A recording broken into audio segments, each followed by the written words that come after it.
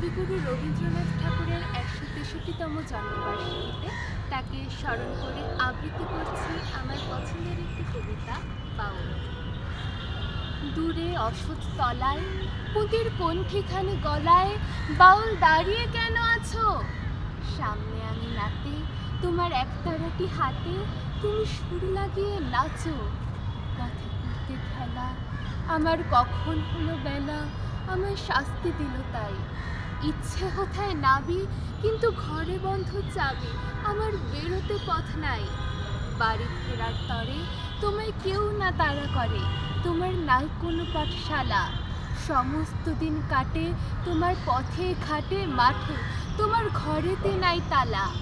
তাই তো তোমার নাচে আমার প্রাণ যেন ভাই বাঁচে, আমার মন যেন পায় ছুটি। তোমার নাচে যেন ঢেউয়ের দোলা আছে, ঝড়ে গাছের লুটপুটি।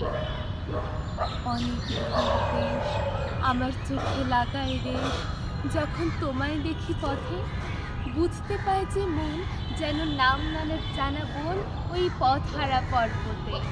হঠাৎ মনে লাগে যেন অনেক দিনের আগে আমি অমনি ছিলাম ছাড়া। আমার পথ নিরূপে কেড়ে আমার হারালো এক তারা। কে নিল গো কেড়ে আমায় পাঠশালাতে এনে? আমার এলো গুরু মশাই। মশাই চলে যত ঘর ছাড়াদের দলে, তার এই ঘরে কেন বসায়? কত আমায় ভাই, তোমার গুরু মশাই নাই?